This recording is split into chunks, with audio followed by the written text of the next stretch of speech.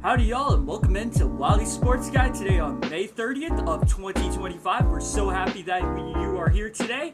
Let's get in with our long form recap here on YouTube. So excited that y'all are here today. Let's start off with the NCAA Softball Women's College World Series that just started yesterday. Like I told y'all yesterday, Texas did win 3-0. Two of those home runs came from Jolie Mitchell, and one home run came from Katie Stewart. That would be a shutout for the Horns as Tegan Kwin would throw a shutout for the Horns. Texas moves on to the winner's bracket. They would wait though for the winner of this OU Tennessee game, which man oh man, this game was awesome. Like, this game was one of the most awesome to watch in the tournament. It was a pitching duel from OU's Sam Landry and Tennessee's Carlin Pickens, who could throw up to 80 miles per hour on a pitch. And by the way, in softball terms, that's pretty dang fast. But this game was all Tennessee until the bottom of the ninth. 2 outs, 2 runners, one on the corner, one on each corner for the Oklahoma Sooners. The only run that came in before that for the Sooners was Ella Parker with a solo shot. That made it 3-1. But then 2 outs with 0-1 in the count. Ella Parker hits a 3-run absolute blast down to center field. OU wins on a walk-off 3-run homer. The game between OU and Texas will happen tomorrow at 2 p.m. on ABC. So, my goodness, what a game that was. And to quote Ella Parker herself, she said that there was a 4th man in the fire. And hey, that's how it happened. And if you get that reference, you get the reference. If not, go read Shadrach, Meshach, and Abednego in the Bible. There you go.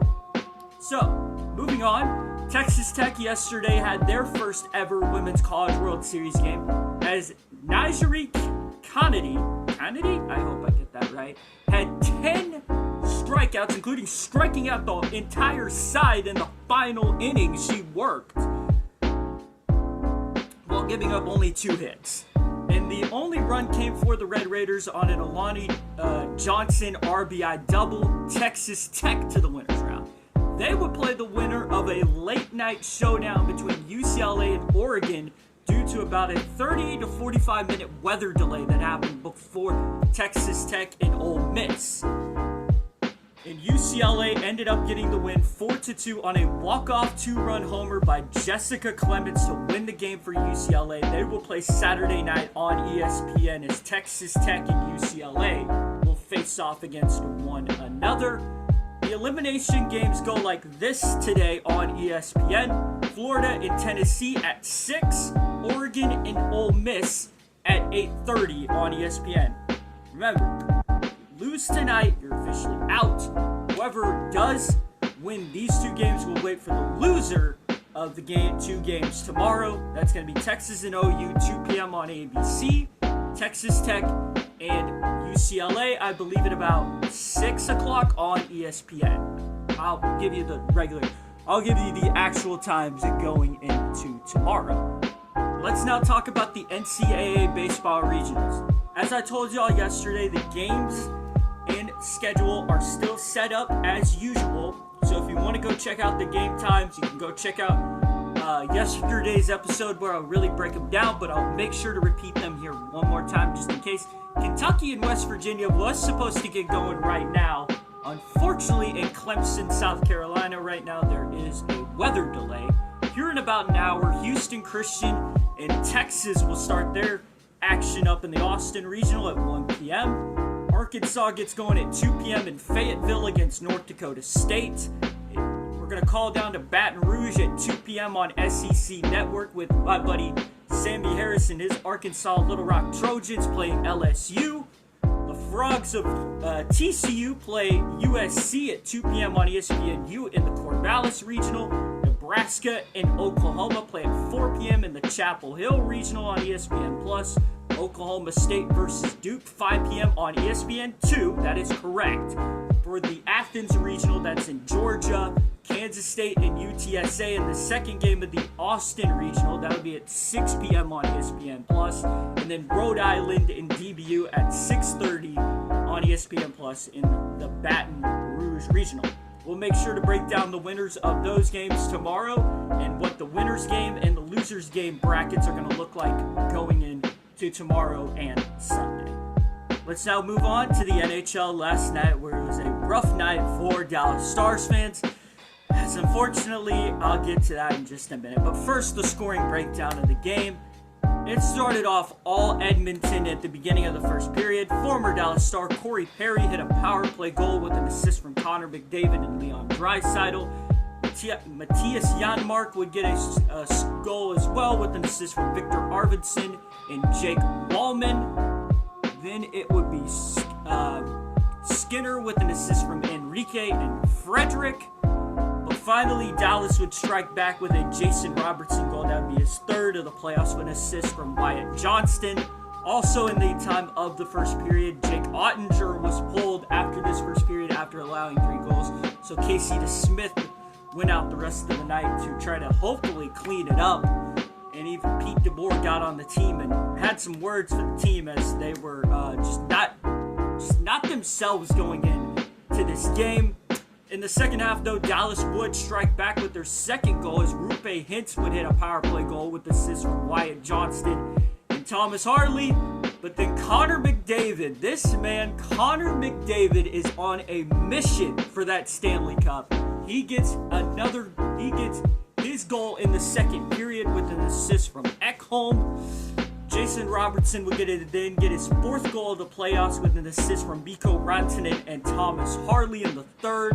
Evander Kane would though get a goal for the Oilers as an assist from Leon Draisaitl and Jake Wallman. And then Kampanen would get an NBT netter to seal the fate of the Dallas Stars.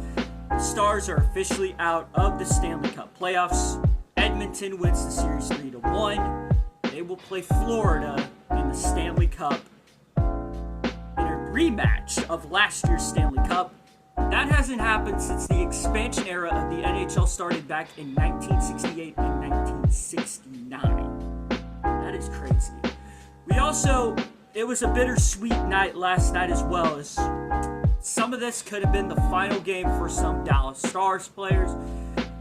Many are expecting now Jamie Benn. This could have been his final game as a Dallas Star, as he will enter free agency alongside Matt Duchene, Evgeny Dodonov, Mikhail Gronlund, and Cody Ceci. I think Gronlund does get an extension.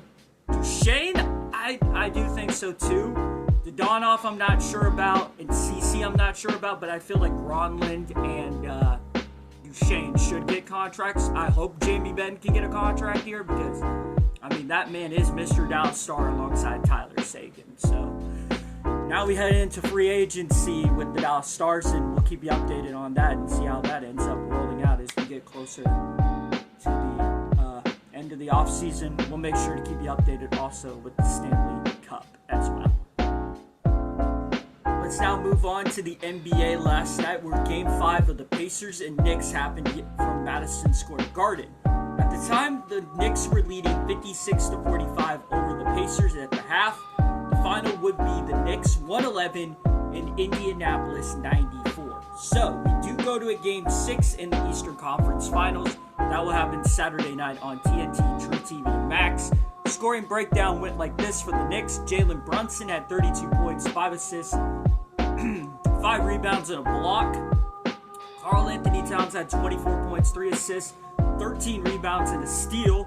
Mikal Bridges had 12 points, 5 assists, 3 rebounds and a steal. Josh Hart with 12 points, 4 assists, 10 rebounds and 2 steals.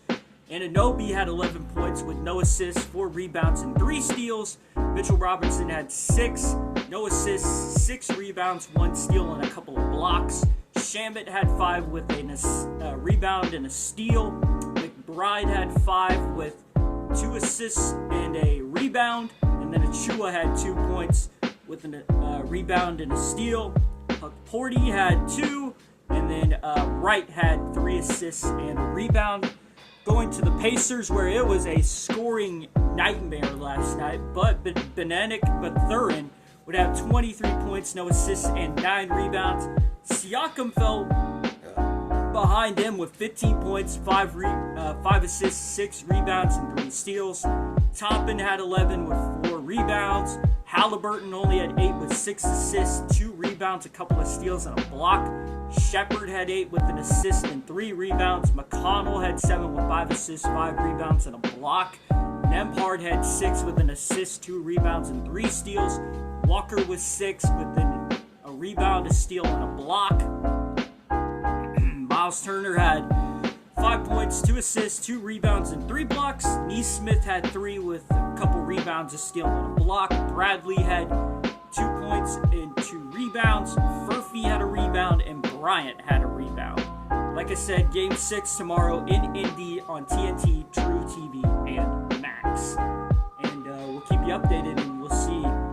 Indiana can still win at home going into Game 6, or will we go to Game 7 on Monday? We'll keep you updated. Let's now talk about a little bit of Major League Baseball, as yesterday in big MLB news, Mike Trout was officially activated off the IL tonight yesterday for the Angels. He will be ready to go tonight for the Angels in their game tonight.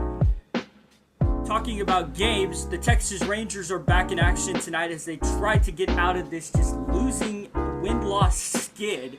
They will play tonight against the St. Louis Cardinals at 7:05 on CW33 here in Dallas-Fort Worth. Victory Plus in the Rangers viewing area and the Rangers Sports Network. By the way, remember, go to rangers.com/watch to find out whatever local channel the Texas Rangers will be on. Like I said, CW33 here in Dallas, but I know, like, if you're living in a different part of Texas or Oklahoma or Louisiana or New Mexico, go to rangers.com/watch and they'll make sure to get you where the channel is.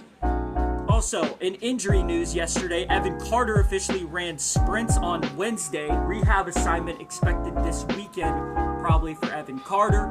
Kumar Rocker also had a Round Rock AAA start yesterday, winning 4 innings pitched, 1 walk, 5 strikeouts. That led the Express to a win 2-1 over the Reno Aces. Let's now check in on the Dallas Wings, who unfortunately lost last night by 5 to the Chicago Sky, who got their first win of the WNBA season, as they lost 97-92. Arike Ogunbowale, though, had a WNBA lead point total for the season so far with 37 points, 7 assists, 5 rebounds, and a steal. Becker's Page was right behind her with 15 points, 8 assists, 5 rebounds, 3 steals, and 3 blocks. Goodness gracious, Page. Carrington with 15, no assists, 4 rebounds, a steal, and a couple of blocks. Hines Allen had 10 with 6 assists and 4 rebounds. McCowan with 6, 2 assists, 8 rebounds, and a couple of blocks. Seagrass, 5 points, no assists, 3 rebounds, and 2 blocks. Smith, 2 points, 1 steal, and a block. Charles, 2 points and a rebound. And that was about it. So, Dallas will now wait up for their next game. And I believe that's going to be against the Storm on Tuesday. There might be a game on Saturday or Sunday. If there is, I'll make sure to let you know tomorrow. Today we'll also wrap up with some other DFW sports news, as yesterday, according to the Dallas Morning News, Nick Lofton, Mavs CEO Rick Wells holds firm on a new arena in 2031, with a preference still to be here in Dallas-Fort Worth after the American Airlines Center contract with the Dallas Mavericks will officially expire in 2029.